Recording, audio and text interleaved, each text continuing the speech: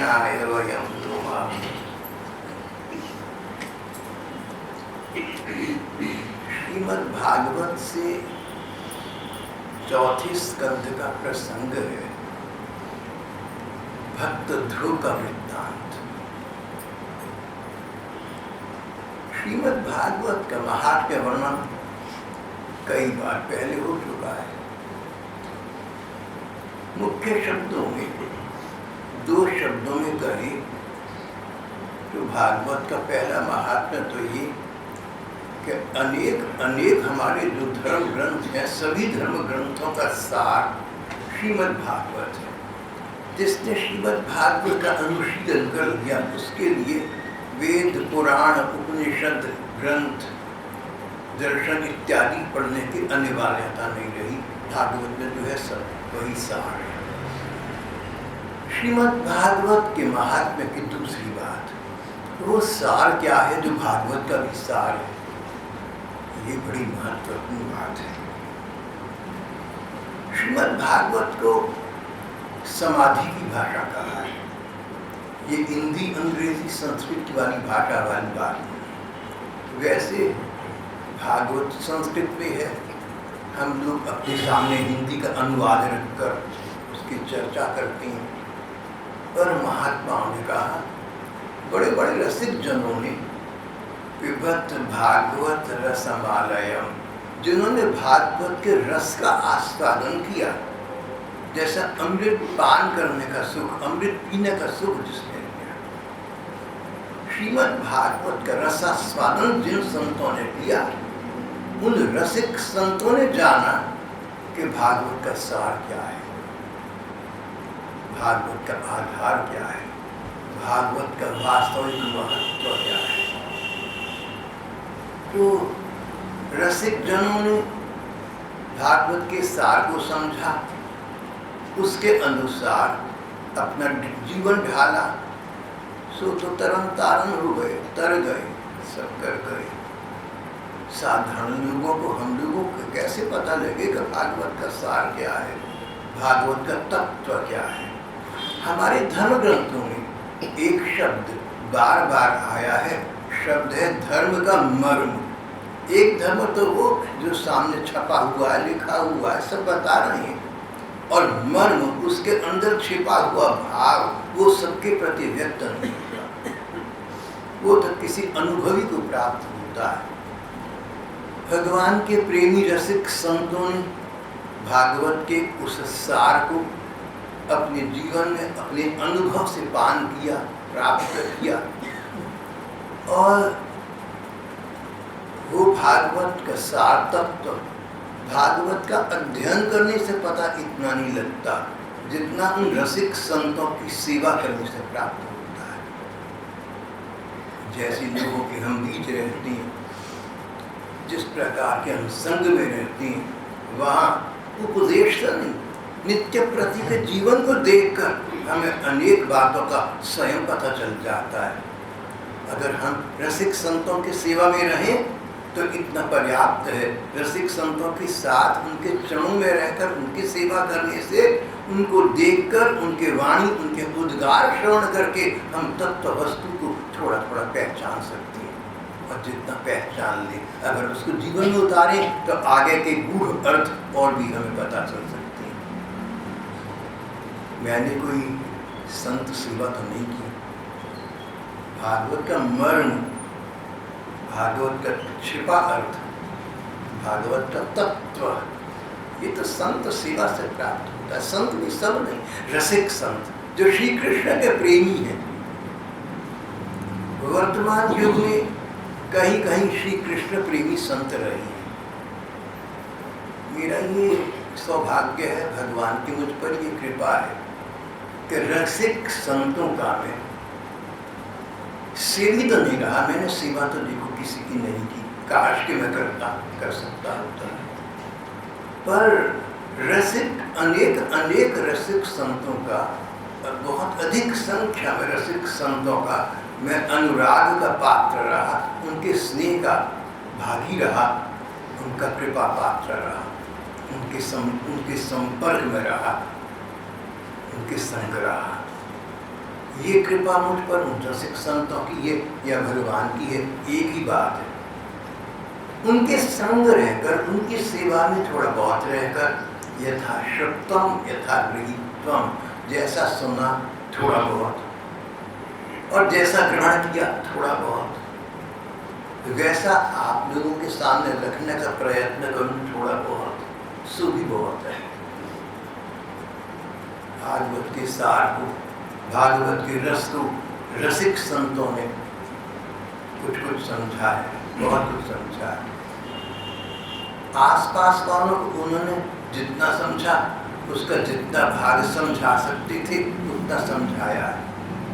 समझने वालों ने अपनी समझ से जितना ग्रहण कर सकते थे, जितने ग्रहणशील थे उतना ग्रहण किया, और ग्रहण करने वालों ने जितना कोई चल सकते थे उसके अनुसार रसास्वादन कर सकते थे उतना किया। उनमें फिर जो छोटे मोटे थे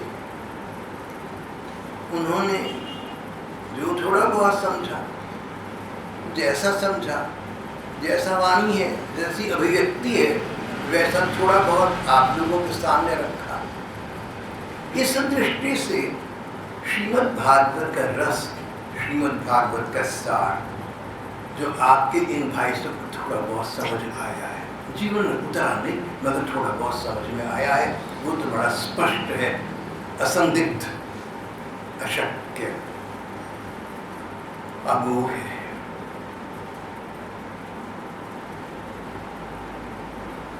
भगवान के प्रति प्यार होना, भगवान के बारे में जानने की इच्छा बनी रहना।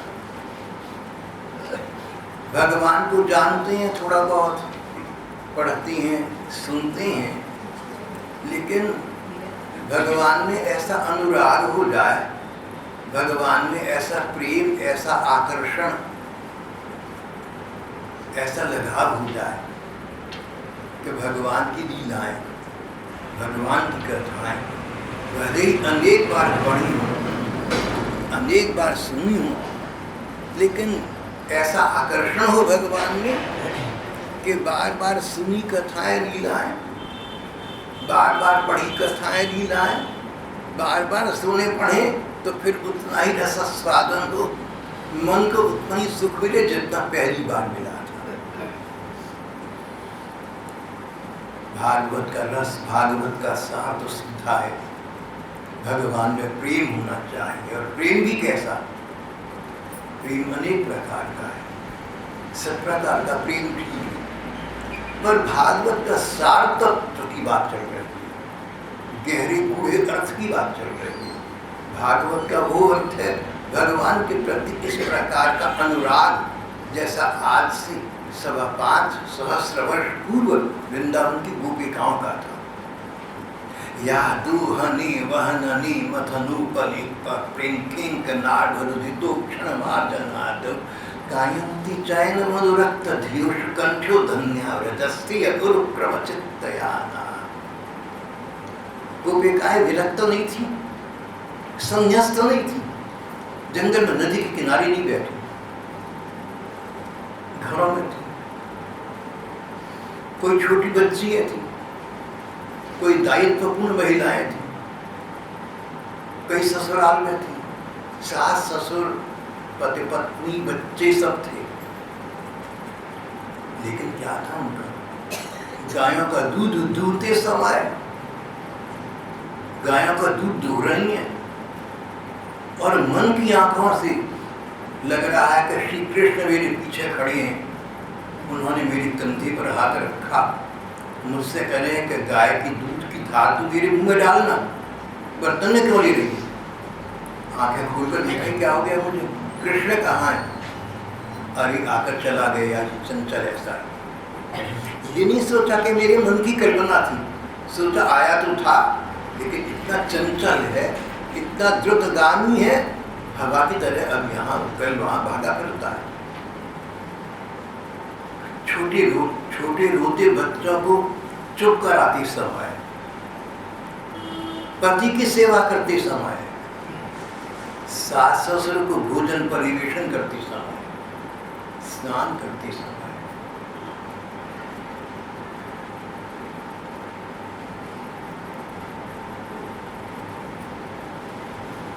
हंसते होते समय, कहीं दृष्टि डालते समय दीवार पर देखा, बाहर आसमान की तरफ देखा, कहीं भी देखा लगा कृष्ण है। कृष्ण अपने इंगित से मुझे बुला रही है। कृष्ण में आई। घर वालों ने पूछा कहाँ आई, क्या बात है? बोले अरे अभी देखो ना कृष्ण चंचल को मुझे बाहर खड़ा आवाजें दे रहा था, छोटी छोटी बजरियां देकर मार रहा था कि बाहर आ। अब मैं बोली तो भाग गया। उनको सचमुच ऐसी अनुभूति थी, यही उनका आभास था। गोपिकाओं का ये भाव लोक हमारे इस भौतिक लोक से कहीं अधिक वास्तविक था। हमारा ये भौतिक लोक, भौतिक जिसको हम आंखों से देखते हैं, हमारे इस भौतिक लोक से अधिक वास्तविक था गोपिकाओं का भाव लोक। आंखों से, अंदरूनी आंखों से देखने वाला श्री कृष्ण के प्रति प्रेम का साम्राज्य, ऐसी थी गोपिकाएं। यहाँ तक कि फिर उनके विषय में बहुत पूर्व काल में जब सृष्टि का आरंभ हुआ था, नारद जी ने कहा अस्तेवमेवं अस्तेवमेवं यथा व्रज गोपिका नाम। भगवत प्रेम ऐसा है, लक्षण क्या बताऊं, ऐसा है यथा व्रज गोपिका नाम, जैसे वृंदावन की गोपिकाओं का। वृंदावन की गोपिकाओं का चरित्र पढ़ लो तुम्हें पता चल जाएगा कैसा प्रेम था। मैं शब्दों में नहीं कह सकता, वर्णनातीत शब्दातीत। नारद जी ने कहा हरिगुण गाते वीणा बजाते यत्र तत्र भ्रमण करते नारद। परिव्राजक नारद कहते हैं मैं शब्दों में नहीं कह सकता हूँ, गोपिकाओं का चरित्र देख लो कैसा है। वही प्रेम श्रीमद् भागवत का रस सार तत्व गोपिकाओं के जैसे, गोपिकाओं जैसे प्रेम में श्री कृष्ण को अपने हृदय में आकृष्ट करना, अपने मन मंदिर में विराजना, भागवत का सार तत्व संतों के चरणों में रहकर थोड़ा बहुत जो मुझे पता रहा सो ही है। यहाँ मुझे एक बात याद आ रही है। स्वामी अखंडानंद जी महाराज बहुत बड़े संत और उपदेशक थे, बहुत बड़े थे, सच्चे थे। कहते थे कि श्रवण का, भगवान की लीला कथा सुनने एक विचित्र लाभ श्रोताओं को है। मेहनत कोई करे, वक्ता पढ़े बोले, मेहनत कोई करे फल कोई खाए, सुनने वाले है सुनो और चलते बने। आपकी मेरी यही तो कहानी है। देखो मेहनत तो नहीं करता हूँ थोड़ी बहुत, श्रवण का सुख आप उठा रहे हैं। कहते थे ये तो गलत की विद्या है, यही प्राप्त है, ये नकद का सौदा है, यहाँ उधार का मामला नहीं है। भगवान की कथा सुनोगे तो मैं सुनकर सुख मिलेगा। और मान लो वर्तमान में मन इधर उधर चला जाए, सुख न मिले तो भी तुम्हारी मस्तिष्क में रेखाएं तो बनेंगी, तुम्हारे संस्कार तो बनेंगे, कभी ना कभी वो भी फलीभूत हो जाएंगे। श्रीमद् भागवत में अनेक अनेक प्रकार की कथाएं हैं, राजा महाराजाओं की, वंशावली, भूगोल, इतिहास। श्री कृष्ण कथा के अतिरिक्त विहंगम दृष्टिपात करे, प्रथम दृष्टि में देखे, न जाने क्या क्या दिया हुआ है, लेकिन सबका सार तत्व एक ही है। हर कथा राजा महाराजा की हो, दृष्टांत कथा हो, ऐतिहासिक हो, घूम फिर कर वहीं आ जाती है भगवत प्रेम गोपिकाओं जैसा। यहाँ आज का हमारा प्रसंग ध्रुव जी का प्रसंग चल रहा है। ध्रुव जी का प्रसंग भागवत के 34 स्कंध के आरंभ में दिया गया है। ध्रुव 5 वर्ष का एक बच्चा था, उसके पिता थे राजा थे, सारे संसार के राजा थे। जब संसार शुरू हुआ, सृष्टि का आरंभ हुआ, तो पहले मनुष्य मनु थे। संसार के सबसे पहले मनुष्य मनु थे, हम जिनकी सब संतान। मनु से मनुष्य बना, मनु से मानव बना। हम मानव, हम मनुष्य, हम सब मनु की संतान, आदि मानव मनु। मनु के बेटे हुए उत्तानपाद, उत्तानपाद के बेटे ध्रुव थे। हम ध्रुव जी की कथा कर रहे हैं। ध्रुव 5 वर्ष का बच्चा था। ध्रुव के पिता को ध्रुव की माता से बहुत प्यार था। माता सुनीति बहुत सरल सुंदर मन की थी, पतिव्रता थी, परम पतिव्रता थी। भगवान में उसकी अगाध रुचि थी। अपने से बैर करने वालों को प्रेम करती थी, बुरा करने वालों का भला करती थी। राजा उस पर प्रसन्न थे, मोहित तो थे, लेकिन एक सुंदरी मिली, सुरुचि। देखो राजा सर्वगुण संपन्न, पर भगवत प्रेमी तो नहीं थे गोपिकाओं जैसे, नहीं तो कहीं आसक्त नहीं हो सकते थे। जो भगवान कृष्ण की रसिक प्रेमी है, उनके अलावा सब संसार में आखिरकार आसक्त हो जाते हैं। बड़े बड़े ऋषि मुनियों को पतन हुआ है। राजा ने उस कन्या सुरुचि से विवाह कर लिया। अब पहली पत्नी सुनीति को तो भूल गए, तिरस्कार करने लगे उसका, और दूसरी पत्नी सुरुचि 24 घंटे इसके साथ। इसी के सलाह सर्वे गुण कांचनम आश्रयन्ति जैसी बात, सारे गुण सुंदरता में, शारीरिक सुंदरता में आ गए। सारे गुण हों आप में और एक छोटा सा अवगुण अंदर आ जाए तो हो सकता है सब गुणों को समाप्त कर दे, विसर्जित कर दे, और वो एक दुर्गुण ऐसा हावी हो जाए कि शेष दुर्गुणों को भी पास बुला ले, साम्राज्य दुर्गुणों का हो जाए। प्रहलाद के पिता अब अपनी इस सुरुचि पत्नी के कारण, पहली पत्नी सुनीति से तो उपराम और विमुख हो ही गए। ध्रुव बच्चे के प्रति उनका प्यार था, पर ध्रुव की सौतेली माता नहीं चाहती थी कि राजा ध्रुव को प्यार करे, कारण बड़ा बेटा ध्रुव बड़ा होकर सारी पृथ्वी का राजा ये बनेगा। वे माता, सौतेली माता, ऐसा चाहती नहीं थी। वो चाहती थी उसके बेटा होकर उत्तम उसको राज मिले। एक दिन खेलता खेलता बच्चा 5 वर्ष का ध्रुव भागा आया, पिता की गोदी में बैठने लगा। वे माता ने सौतेली माता ने जहर में बुझा हुआ बाण छोड़ा। अरे बेवकूफ, अगर इस बाप की गोदी में बैठना चाहता है ना, राजा बनना चाहता है, तो भगवान को प्रसन्न कर ले तो हो जाएगा, वरना स्पष्ट था भगवान को प्रसन्न करना तो संभव है। तेरे लिए राज्य पद भी संभव है। इसके पिता की गोदी तेरे लिए नहीं है, मेरे बेटे उत्तम के लिए है। और राजा पत्नीमुखी राजा, उसकी सुंदरता का दास। देखो, पत्नियों का सम्मान करना, किसी भी पति को चाहिए अपनी पत्नी का सम्मान करे, लेकिन उसकी सेवकाई करे इसलिए कि पत्नी सुंदर है, शक्ल में अच्छी है, और दूसरों के प्रति कर्तव्य न निभा सके, इसका नाम पतन हो जाएगा। पत्नी की साथी बनना, पत्नी के संगी बनना, पत्नी का जीवन में और समाज में सम्मान का स्थान करना, पर ऐसी सेवकाई, ऐसी दासता, ऐसी नौकरी, ऐसी चाकरी, ऐसी गुलामी कि पत्नी की सुंदरता शरीर की देख करके और दूसरों का ध्यान न रहे। उत्तानपाद का ये हाल हो चुका था। ध्रुव को बड़ा बुरा लगा, 5 वर्ष का बच्चा था, पर अपने इस अपमान को सह न सका। पिता ने भी कुछ न कहा। ध्रुव वापस आ रहा था, पिता तो भी कुछ न बोला। हम लोग कॉलेज पढ़ते थे, तो एक माई थी, नौकरानी कॉलेज, वो कहती थी हम लड़कों से बात करते करते, वो तो जेएम बना हुआ है। हम समझते भी जैसे जेएम बना हुआ है, क्या मतलब है? जैसे प्रधानमंत्री, पीएम, सीएम, चीफ मिनिस्टर, ऐसे जेएम कुछ होता हुआ। अरे जोरू का मजूर है। देखो, जोरू की मजूरी कभी मत करना। जोरी की मजूरी इसे कहते हैं कि जोरू की गलत ठीक बात और कागज मस्तक झुका दो और दूसरों का सम्मान न कर सको।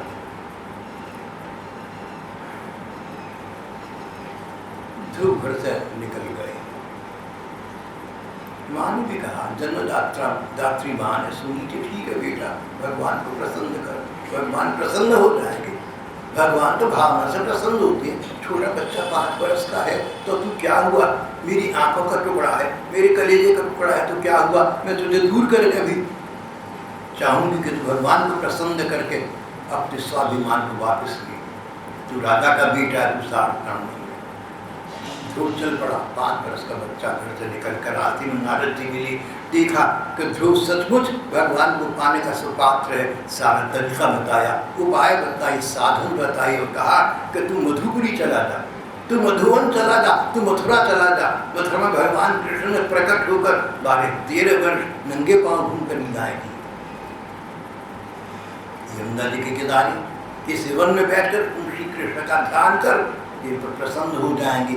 ऐसा ही हुआ। ध्रुव के मार्ग में बहुत बाधाएं आई। एक बार ध्रुव ने देखा कि जब उनकी तपस्या, उनका भजन पूरा होने का था, तो बड़े भयंकर चेहरे, डरावनी चेहरे चारों तरफ, विकराल दाढ़, टेढ़ी आंखें, लाल और पता नहीं कैसे कैसे घबराने वाले। ये माया थी भगवान की। देवताओं ने सोचा, राजा इंद्र ने सोचा, बच्चा प्रहलाद तपस्या करके कहीं हमारे स्वर्ग को नाम से छीन दे, देवराज स्वयं न बन जाए। उन्होंने माया बखेरी थी। देवराज ध्रुव की माया से 5 वर्ष का ही बच्चा ध्रुव विचलित न हुआ, अडिग रहा, डिगा नहीं।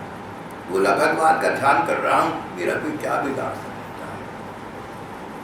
और तभी रोती चिल्लाती उसको अपनी माँ की आवाज आई, बेटा तू यहाँ चला आया, मैंने तो तुझे कह दिया चला, लेकिन दिल नहीं लगा बेटा तेरे बिना। देख तू तो मेरी कलेजे का टुकड़ा है, तू तो मेरी आँख का तारा है, एक मेरा तू ही तो है, तू भी चला, चल बेटा वापस चल, बच्चे का क्या मान है।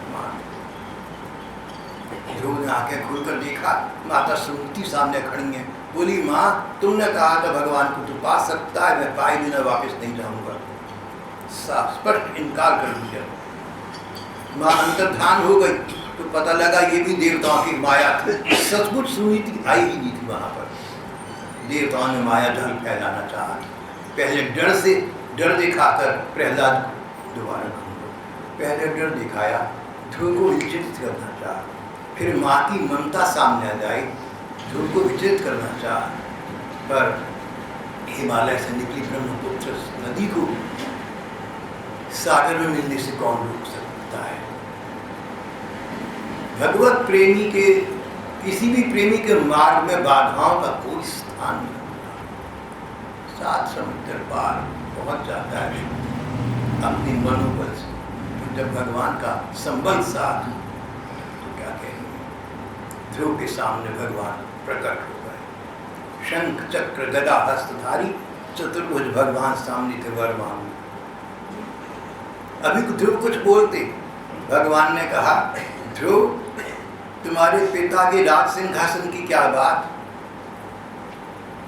सारे संसार के राज्य की क्या बात, वो तो तुम्हें हम देते ही हैं। उसके बाद तुम्हें ध्रुव पद प्राप्त होगा, जो बड़े बड़े स्वर्गों के देवताओं को भी प्राप्त नहीं होता, बड़े बड़े ऋषि मुनियों को प्राप्त है, तुम ध्रुव पद को प्राप्त करोगे। ध्रुव की भावना भगवान का भजन करने में यही थी। भगवान ने भावना को पूरा कर दिया। ध्रुव उदास खड़ी रही। भगवान ने कहा अब क्या बात है, अब तो तुझे प्रसन्न होना चाहिए बच्चा। भगवान के दर्शन करने से ध्रुव के मन के सांसारिक विकार नष्ट हो गए। किसी ने मेरा अपमान करा, अब तो उनका मन ज्ञानमय हो गया। ज्ञान स्वरूप भगवान के दर्शन हुए तो अपने मन में ज्ञान का आलोक दीप्त हो गया। कौन पिता कौन माता, क्या राज क्या सेवक, सब बराबर है। तत्व वस्तु तो भगवान का प्रेम है। उदास ध्रुव से भगवान ने कहा बेटा अब क्यों उदास है, सब तो तुझे मिल गया, अधिक मिल गए, जो तुमने चाहा उससे कहीं अधिक मिल गया। बोले भगवान लेकिन अब मुझे इच्छा नहीं है, मैं आपकी नित्य धाम में सेवा का सुख प्राप्त करना चाहता हूँ। मैंने आपसे आरंभ में यही चर्चा की। जो सुख गोपिकाओं को प्राप्त था, श्री कृष्ण के प्रेम का सुख, प्राप्त होना बड़ा कठिन है। उसकी इच्छा होनी कठिन है भाई, प्राप्त होना तो बहुत बड़ी बात है। ध्रुव बोली आपके दर्शन के प्रताप से मेरे सारे सांसारिक विचार विकाप समाप्त हो गए। अब तो बस आपके चरणों में सतत सतत निवास करना चाहता हूँ। भगवान बोले सो भी हो जाएगा, पर मन में जो विचार आई, जो वासनाएं उठी, वो तो प्रारब्ध बन गई, वो तो भाग्य बन गई। इस जन्म में उस प्राप्त को भोग कर अंत में ध्रुव पद को ग्रहण करने के पश्चात वो क्षय हो जाए तो तुम मेरे धाम में आ जाओ। यहाँ पर बालक ध्रुव के जीवन का पहला प्रसंग, पहला प्रकरण समाप्त हो जाता है। दूसरा प्रकरण आरंभ हुआ। ध्रुव के चले आने के बाद उनके पिता को मानो होश आई, अरे मैंने थोड़ा गलत करा, बच्चा चला गया, बड़ा लड़का था, अब क्या होगा। समाज में, सरकार में, सारी संसार में, राज्य में सब ये बात फैलेगी और मैंने कितना अन्याय करा, मैं बड़ा बुरा गलत निकला। बहुत दुखी हुआ राजा। नारद जी मिले, कोई चिंता मत करो, तो भगवान को प्राप्त कर तुम्हारे पास वापस आ जाएगा। और अब देखा, संदेश वाहकों ने आकर बताया, महाराज आपके बड़े बेटे ध्रुव जी तपोवन से वापस आ रही हैं, उनके चेहरे पर अनंत तेज है, जाज्वल्यमान भूमंडल, ब्रह्म तेज से संपन्न, ना जाने किस लोक से वापस आए। मानो मृतक शरीर में प्राणों का संचार हो गया, जिसको मरा समझा था वो जिंदा होकर आ गया। राजा उत्तान पात रथ मंगाया, उस पर बैठी बड़े बड़े ऋषि मुनियों को, बड़े बड़े बुजुर्गों को, दोनों माताओं को, भैया उत्तम को, सबको साथ लेकर ध्रुव की अगवानी करने के लिए नगर की सीमा के बाहर चला। भगवत भक्ति का प्रताप के चित्र है, जिस राजा ने गोद में नहीं बैठने दिया था और अपनी भोग्यापति की इशारे पर नाचते हुए अपनी लाड़ली का तिरस्कार होने दिया था। जिस माता ने कहा था कि राजपुत्र तुझे मिलेगा, भगवान को प्रसन्न कर ले, यानी असंभव है, आज वो माता भी ध्रुव के सम्मान में ध्रुव को नगर के बाहर तक लेने आई। मगर अब उस माता का, सुरुचि का मन भी बदल चुका था। हृदय में भक्ति भाव हो ना, हृदय में ये भाव हो कि बुरे का भी बुरा ना हो, वैरी का भी से वैर ना हो, उसके साथ प्रेम हो, मन निर्मल हो जाए, आसपास वालों की बुद्धि सुधर जाती है। आज नहीं तो कल सुनीति के बुद्धि थी ही सुंदर, सुरुचि की बुद्धि भी सुधर गई थी। आज निकाले गए ध्रुव को, अपमानित ध्रुव को लेने के लिए 6 महीने के बाद ध्रुव 5.5 वर्ष की हो गए थे। एक रथ पर सवार होकर सुनीति, सुरुचि और सुनीति की गोद में उत्तम, सुनीति वे माता की गोद में उत्तम, सुरुचि का बेटा। सुनीति के बेटे ध्रुव को 6 महीने पहले सुरुचि ने तिरस्कार पूर्वक निकाल दिया था और सुरुचि के बेटे उत्तम को वे माता सुनीति ने अपनी गोद में बिठाया हुआ था और सुरुचि को सम्मान पूर्वक अपने पास हाथ पकड़कर बिठाया था। भक्तों का ये लक्षण है। तुम दूसरे के अपराध को भूल जाना, दूसरों की भूल को क्षमा कर देना, मन में उसको स्थान रख देना। कोई तुम्हारा अपमान करे, कोई भूल कर बैठे, कोई तुम्हारी प्रति कृतज्ञता, दोबारा कहूँगा, कोई तुम्हारी प्रति कृतज्ञता नाशुक्रगुजारी कर बैठे, जलती मत रहना, दिल में उसको उस दुख को स्थान मत देना, अपने मन में भगवान को स्थान देना, अपने मन को मनमोहन का मंदिर बनाना, पूरे टोक मत बनाना। ये विचार मत मन में लाना, किसने बुरा किया भला किया, भूल जाओ, क्षमा कर दो, वो होना था सो हो गया।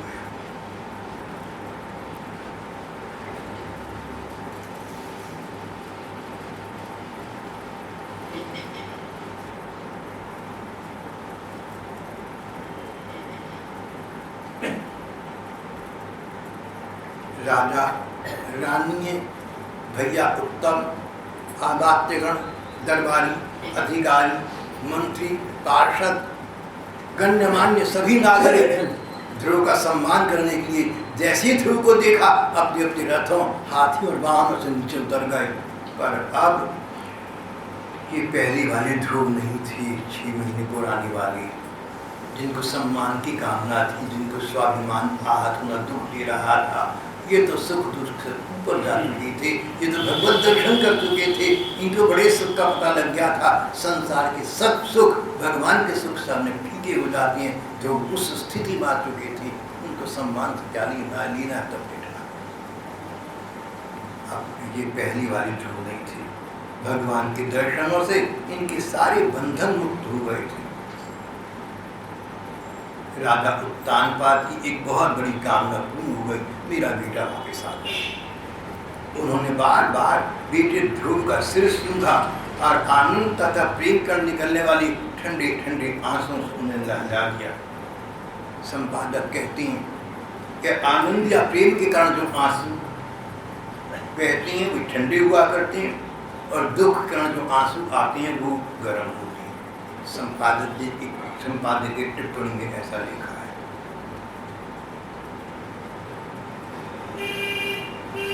ध्रुव जी इन सबको देखा, पिता उत्तानपाद को प्रणाम किया, उसके बाद माता सुरुचि को प्रणाम किया जिसने बाण वेद कर बीधा था। उसके बाद अपनी मां से लिपट गए। सुरुचि लज्जित थी, संकोच में थी, उसको प्रणाम करके उसका सम्मान करके उस संकोच मुक्त किया। और सुनीति ध्रुव को देखा, माँ के पास ध्रुव पहुंचे, सुनीति के पास पहुंचे, मुंह से एक अक्षर न बोल, लाडले को हृदय से लगा लिया। कुछ देर आंखों से आंसू बहती रही, फिर इसको लाड़ लड़ाया, प्यार किया, बोल अभी कुछ न सके।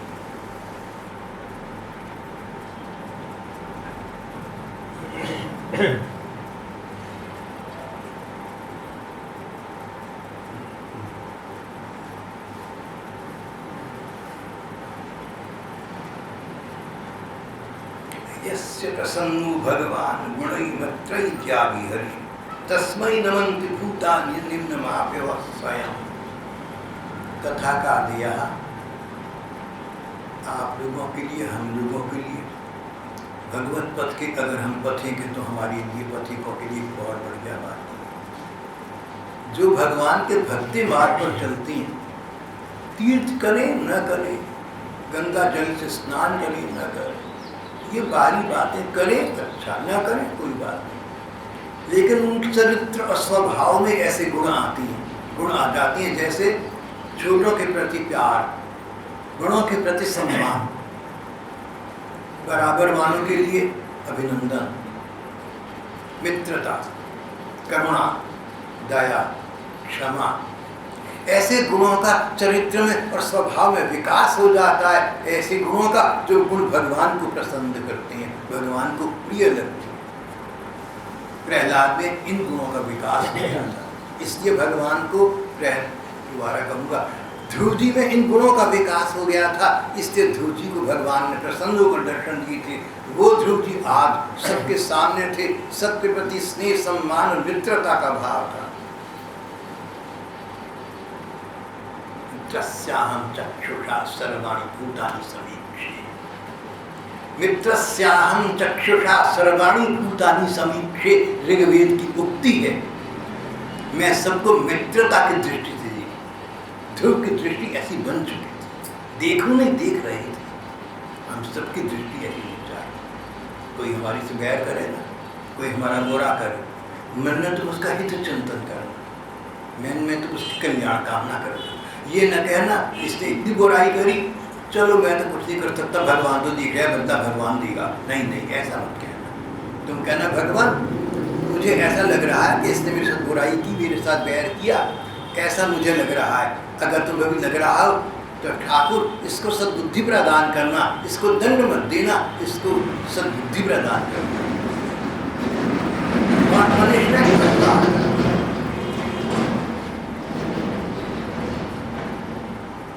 भगवत जनों का ऐसा स्वभाव होता है। ध्रुव का ऐसा स्वभाव था। जिस प्रकार पानी स्वयं नीचे की ओर बहने लगता है, उसी प्रकार मित्रता आदि गुण भगवान के भक्त में स्वयं आने लगते हैं। और ऐसे भक्तों के सामने तो भगवान झुक जाती हैं, भगवान उनके अनुकूल हो जाते हैं। उत्तम और ध्रुव दोनों प्यार से गले मिले, दोनों में रोमांच हुआ है।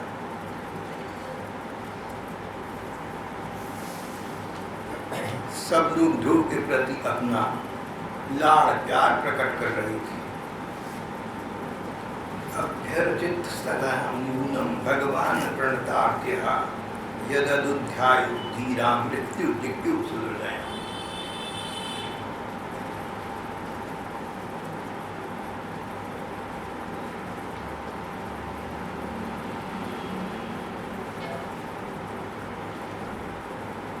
राजा उत्तानपाद ने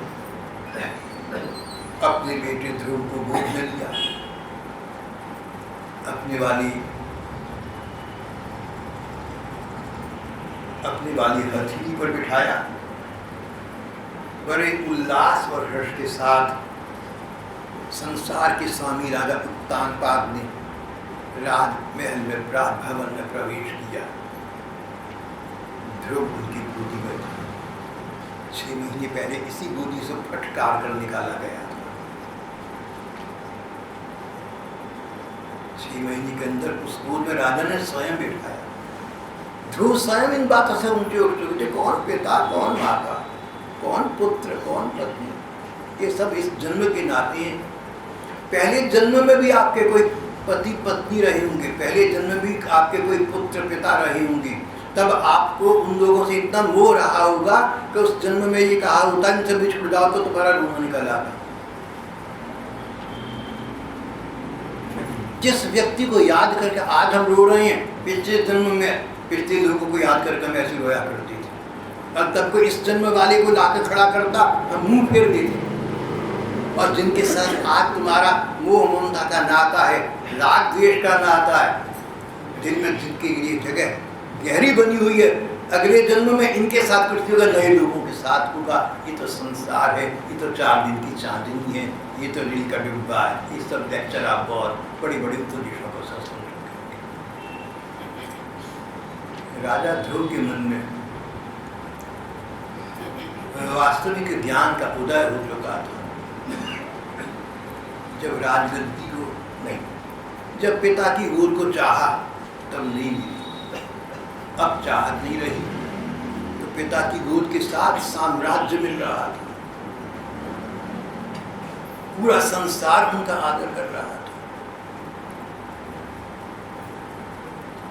यह संसार, यश, प्रतिष्ठा, शास्त्र कहते हैं, ये तो परछाई की तरह से हैं। हम इनके पीछे भागेंगे, परछाई हमसे दूर भागेगी। हम इनसे आगे भागेंगे, ये हमारा पीछा करेगा, परछाई।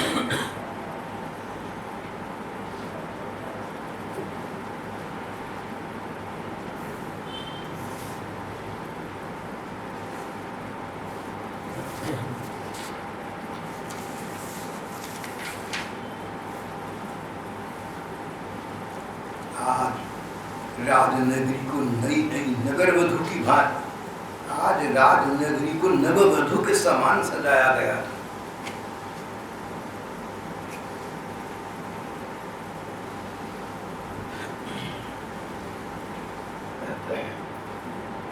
फिर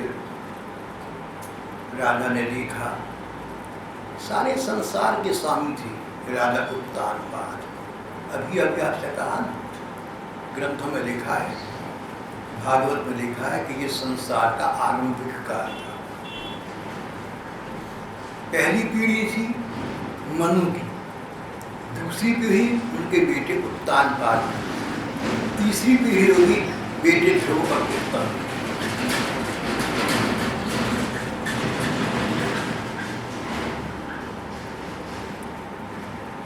उस समय पृथ्वी का राजनैतिक मानचित्र, पॉलिटिकल मैप ऐसा नहीं था जो आज है।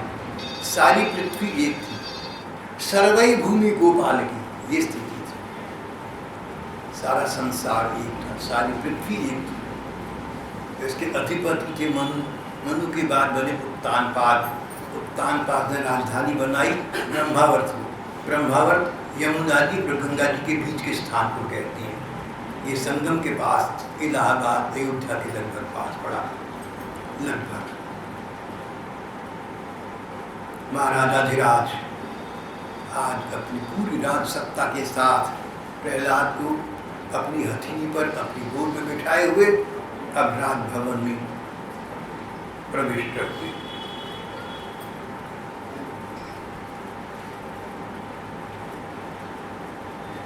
धीरे धीरे ध्रुव के वापस आने की प्रसन्नता वातावरण में आत्मसात हो गई।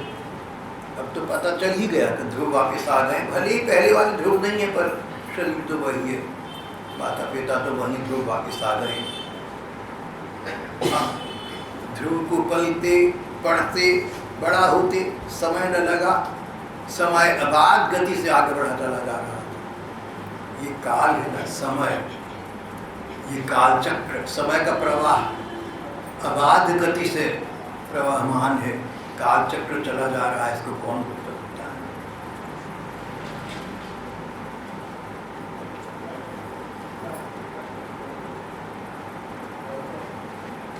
समय के प्रवाह को कोई रोक नहीं सकता। राजा महाराजा ऋषि मुनि बड़े बड़े हो गए, हम तो फिर चीज जाए।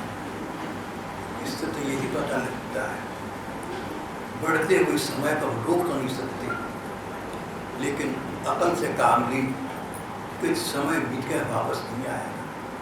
जो रात बीत गई दोबारा नहीं आएगी, जो पल बीत गया दोबारा नहीं आएगा। इसलिए जो पल अब बीत रहे हैं उनमें हम भगवान का स्मरण करें, दुनियादारी छोड़ दें, मोह ममता राग द्वेष सब भूल जाएं, भगवान की आज्ञा समझ अब जो कर्तव्य बनता है उसका पालन करें। मन भगवान में, तन संस्कार। इस प्रकार अपने वर्तमान को उज्जवल बनाकर अपने भविष्य को उज्जवल कर लें। इस प्रकार ये समय अबाध गति की निरभिमान निरवधि प्रवाहमान रहा, चलता रहा। Oh, how with this rage shall beauty hold it clean, whose action is no stronger than its power. अंग्रेजी के काव्य पुरुष शेक्सपियर ने कहा, Since brass nor steel nor stone nor boundless sea, nothing can stand the movement of time. How with this rage shall beauty hold it clean, whose action is no stronger than power. मानव जीवन काल प्रभाव के सामने इसका अस्तित्व क्या है, इसका वजूद क्या है, इसकी सार्थकता क्या है, बस इतनी है कि वर्तमान में अपने कर्तव्य का पालन करते हुए, भगवान का स्मरण करते हुए अपने भविष्य को उज्जवल बना ले। मानव जीवन की यही सफलता है, यही सार्थकता है। नहीं तो अमूल्य मानव जीवन व्यर्थ चला गया।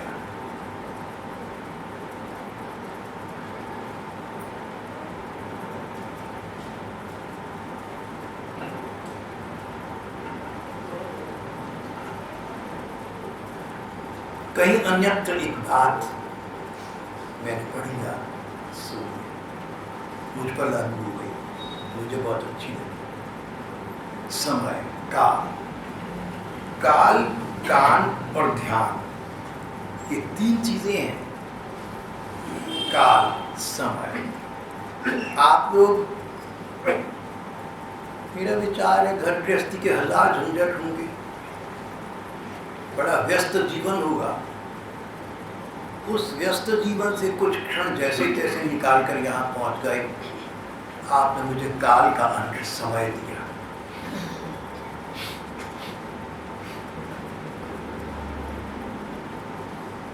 अवश्य एक अंतर में आपसे स्पष्ट कहूँगा, शायद आपको ठीक लगेगा।